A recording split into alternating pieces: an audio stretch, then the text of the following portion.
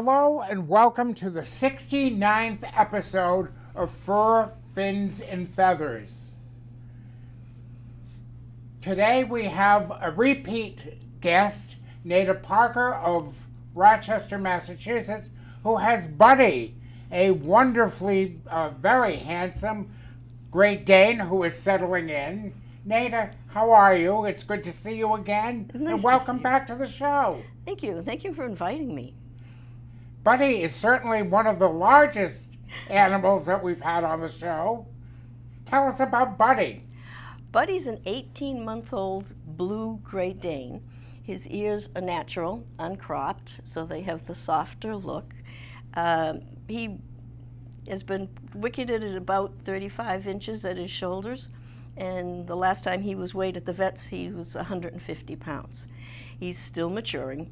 He should probably, most people ask me how much is he eventually going to weigh. He should eventually weigh about 170 pounds when his chest starts to spread and his ribs spring more as he matures. He's already been entered in some shows. Yes, he has. He and I had an adventure. We drove down to Myrtle Beach in South Carolina.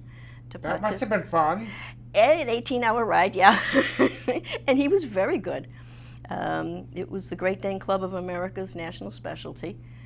There were between 600 and 700 Great Danes registered and entered in this, ranging all the way from some people who had just puppies that were there that weren't registered, all the way up to the veterans and the best of breed.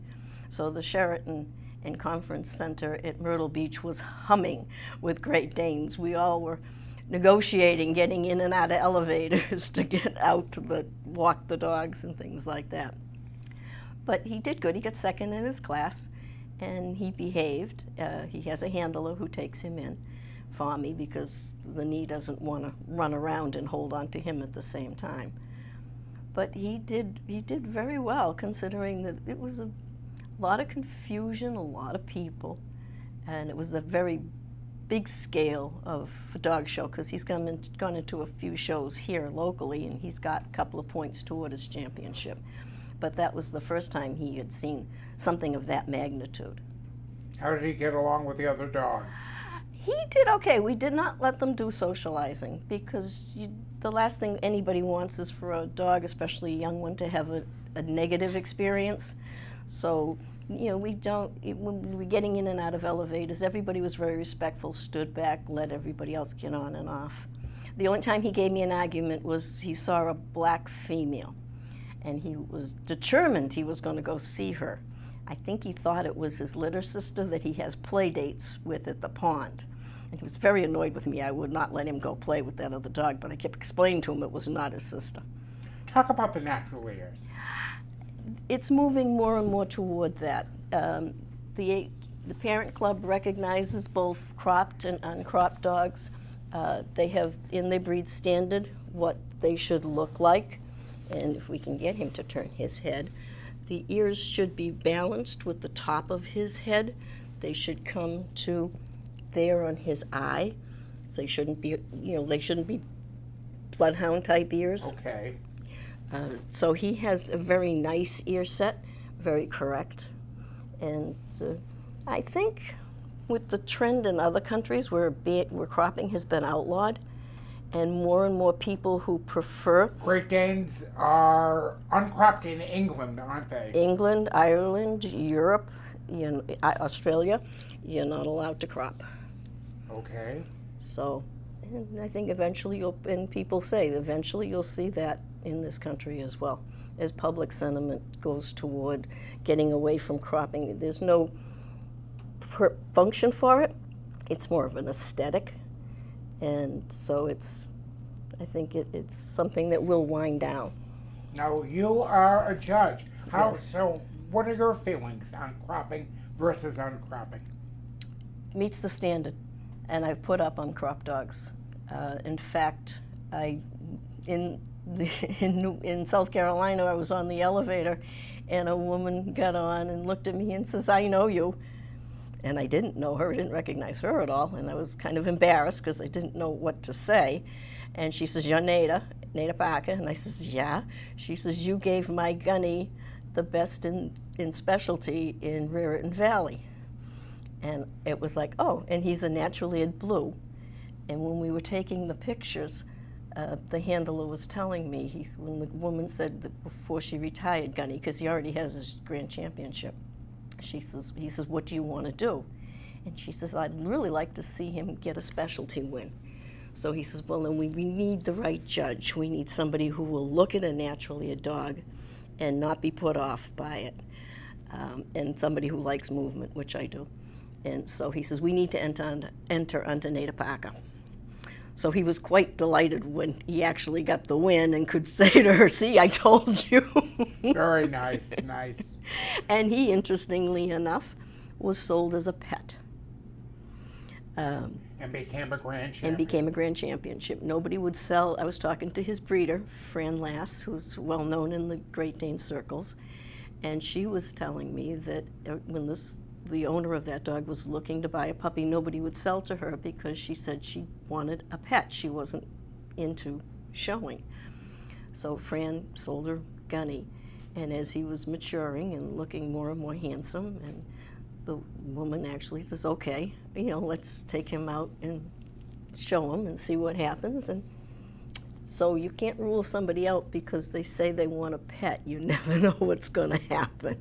Talk about his blue color. It's an unusual color.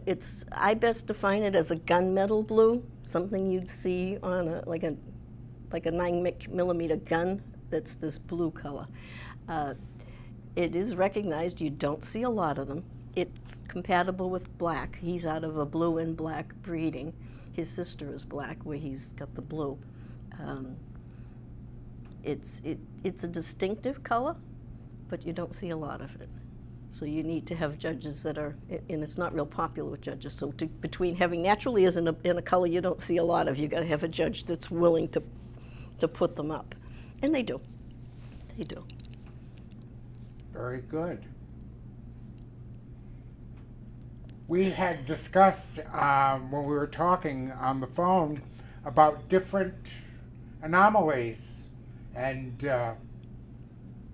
you made some very interesting observations about purchasing dogs. Yes. What are some of your, not pet peeves, but some of the insights that you have about owning dogs? Owning dogs. As I was just saying, you can't discount a puppy purchaser because they say they want a pet. But the person who's looking for a breed like this, or any breed, needs to research it, because if you're going to look at a puppy and think, isn't it beautiful, and isn't it sweet and lovable, when you get something this big, you have to realize it's going to get that big, and you have to be prepared to put in the work to train the dog and to get it so that it's a good member of your household. So people need to do research.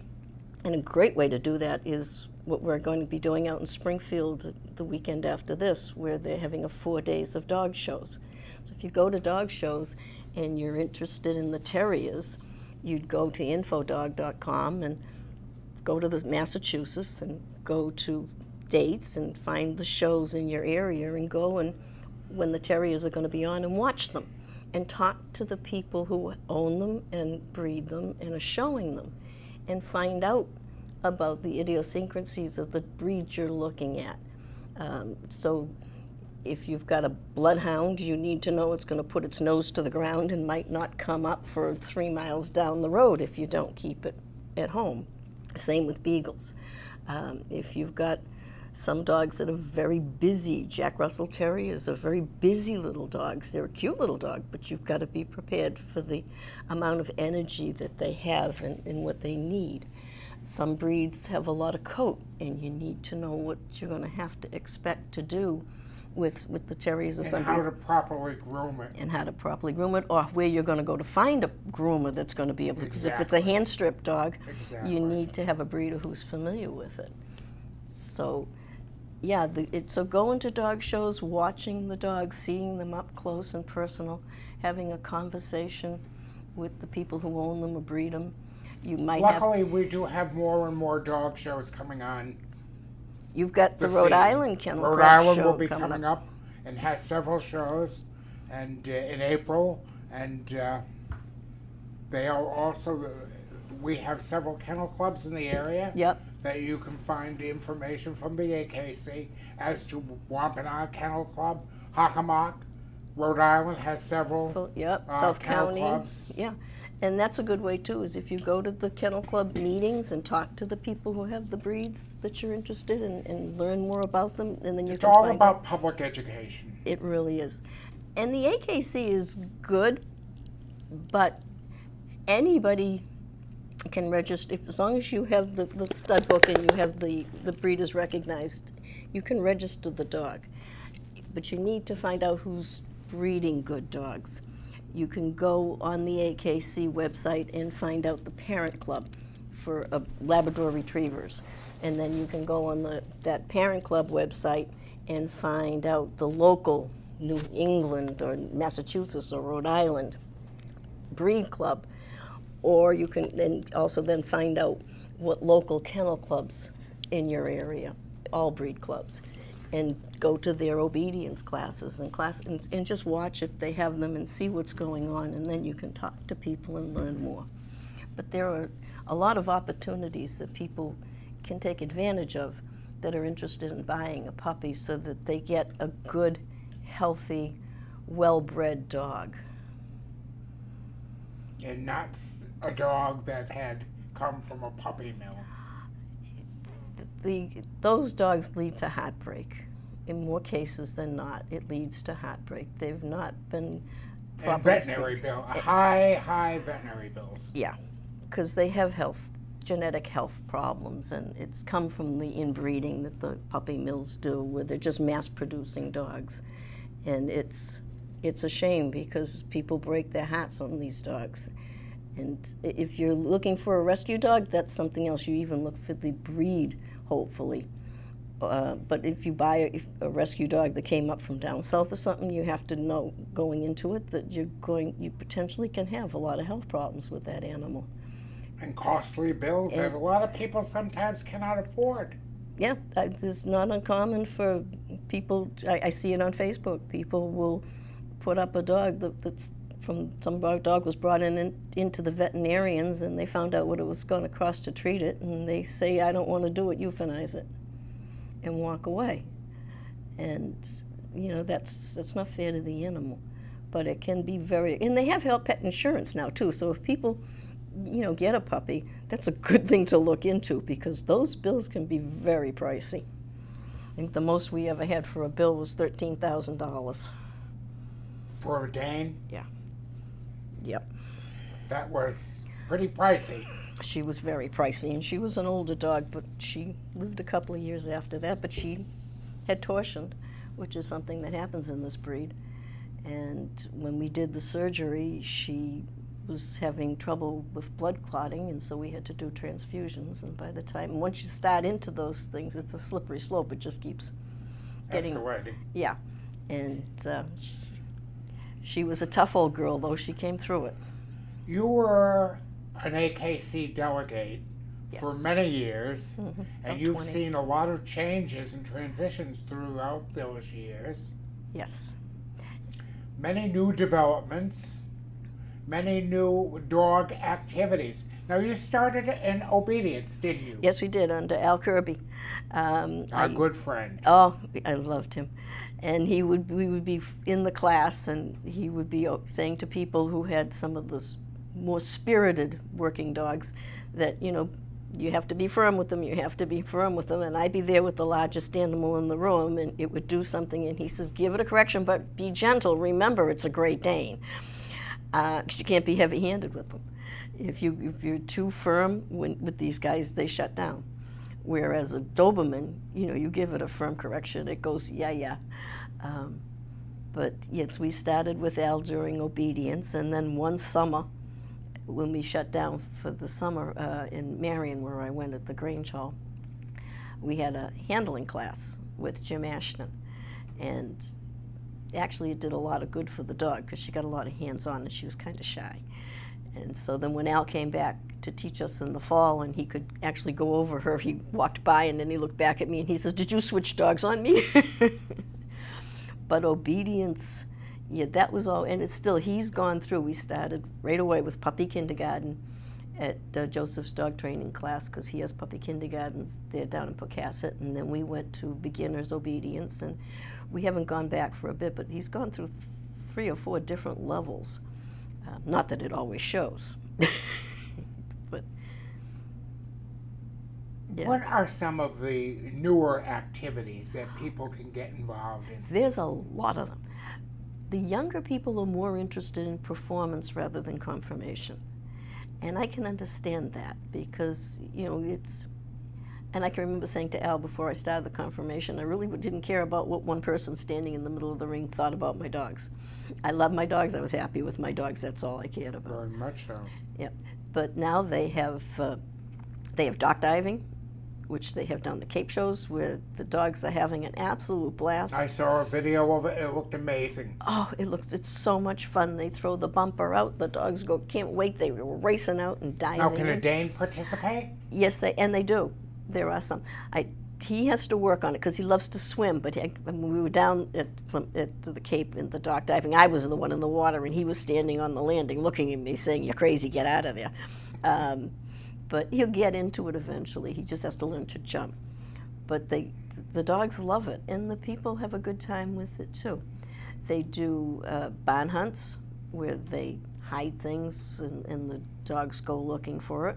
They have fast track where the dogs are racing, like lure coursing. Now, you have Borzois too. Yes, I do. Have you done any fast track or lure coursing? I haven't, but Winnie has. Winnie has? Winnie has. She's put lure coursing titles on her Borzois, and she has a good time with it. And I can remember the first time, I don't know if you remember Pat, who had Borzois. And I'm trying to think of McLaughlin. Yes. Yeah. Lovely lady from Little Compton. Yes, she was awesome. And one time she invited me to go down to the, in Falmouth, before you get to the fairgrounds there, they had lure coursing. So I got to watch it, and it was really fun because you had the greyhounds and the whippets and all of those chasing. She did well with her whippets. She really did. She had beautiful ones. But the ones that made me laugh were the wolfhounds. There was 3 of them. And they started around after the lure, and they got about halfway through the track, and it was almost like they turned around and looked at each other and says, "What do you think? Are we done here?" And they all turned around and walked off. Pat says, "That's the Irish wolfhounds." But there are many, many different types of activities for people. Yeah. Yeah, they have trick dog, and they have the rally, and because regular standard obedience is still there, but people seem to have more fun with the rally because it's more challenging. It seems to me, from what I've observed, that a lot of people are tending to like to come with their jeans on. It's a more casual, relaxed atmosphere. Yes, it really is. It's in the ring, showing in conformation. You have to wear, suitable clothing. The men wear suits and ties, and and the women, it's not mandated anymore, but there was a time where if a woman walked in the ring with a dog and a pair of slacks on, judge would have just said, "That's it." But now they do wear more, little less dress oriented. But any of these performance events, it doesn't matter how you're dressed. It's what the dog is doing that's the focus and the attention. It's not what not the picture that they're presenting. It's how good they are at the tasks they're performing. So there are many, many different types of activities for families to participate. And even with the, now you see the little kids, the peewees. You can, an adult has to go in the ring with them, but you can bring, your little ones. And some of them have gone in the ring, little ones, with these guys. They'll go in with a Dane. The Dane's well trained and under control, and the parent is there. So we start now to try to encourage even the younger children.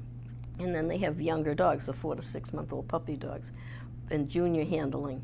And, there's a lot of different ways for a whole family to participate and have fun at the dog show.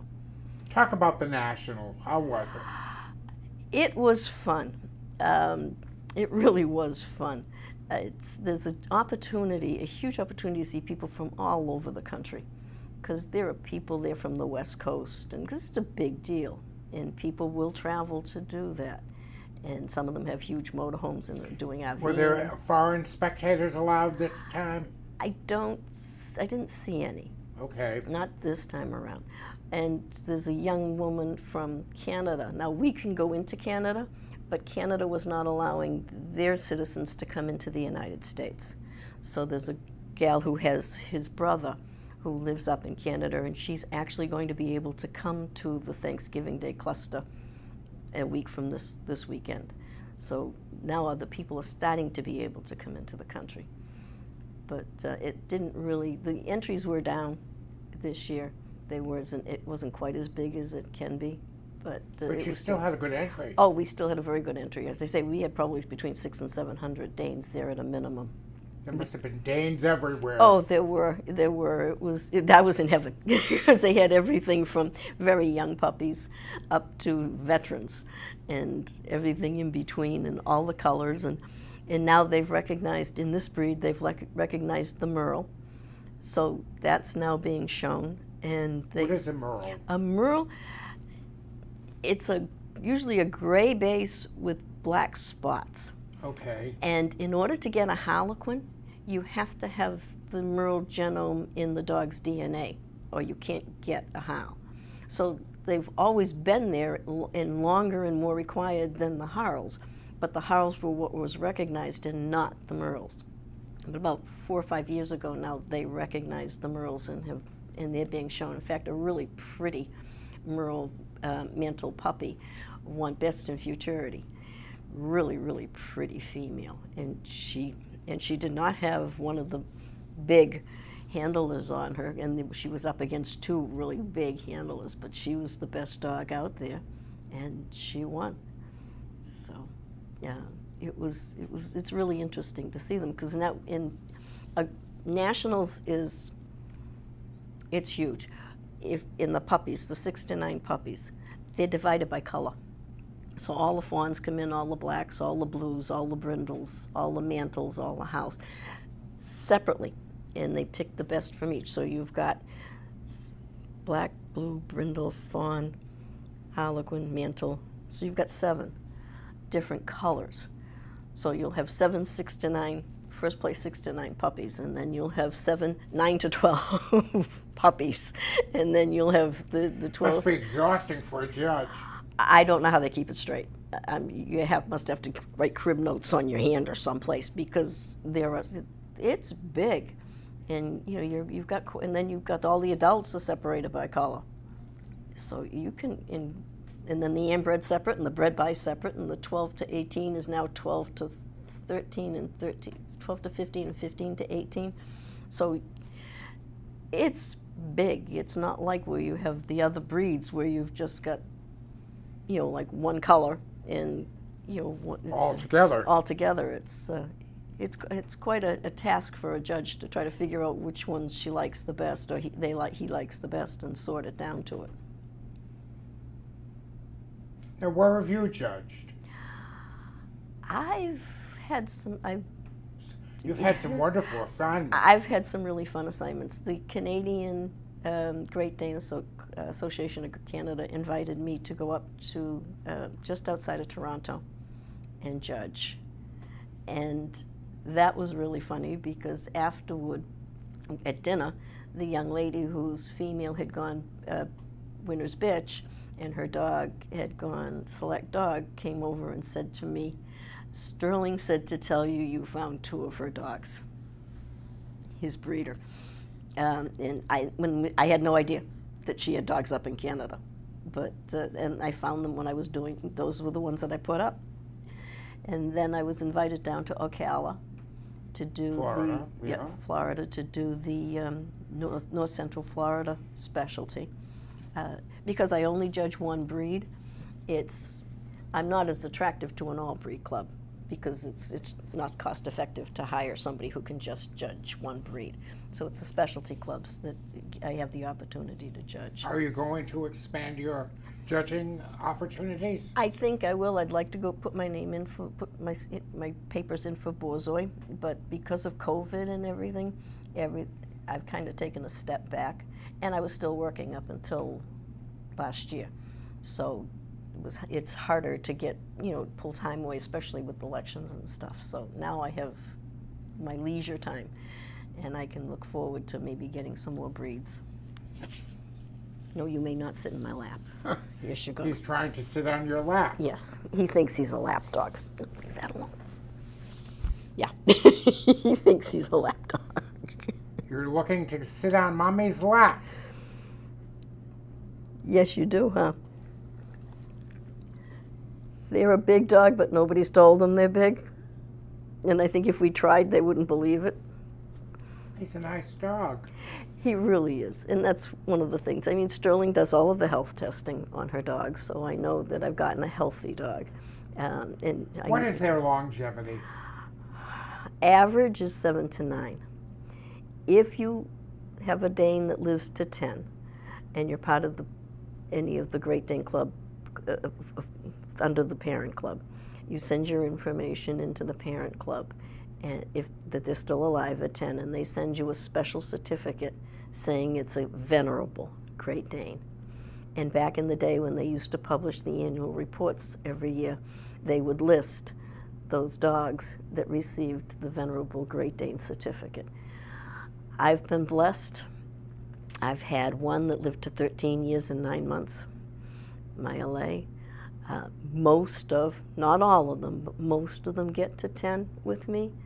I just lost one at the beginning of the month, and she was 10 and a half. She went quietly. Is there a lot of testing in the breed? Genetic testing? They do the conventional stuff. They do hips, they do heart, they do eyes. There's not like with the Borzois, Winnie's way more conversant on this than I am, but there is a DNA test they do, because if a dog it's got to do with the spine, and if the dog is a carrier of this DNA, you can't breed it to another carrier. Otherwise, you'll have problems. So they try to breed clear to clear, but that's a specific DNA test they do on the Borzois. And some breeds have, genetic, issues like that they do testing for. Talk about his care.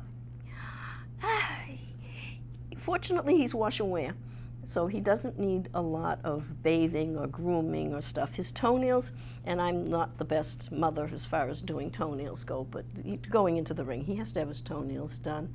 We shave off their whiskers and get them groomed up like that and make them pretty. But, well, Nadia, believe it or not, but this is the second episode, and we're being told it's time to wrap up. This is good. It was great. Maybe we'll have you back for a third time. I enjoy it. We've really enjoyed it. It was great, and happy Thanksgiving to everyone. And have a wonderful, wonderful Thanksgiving holiday.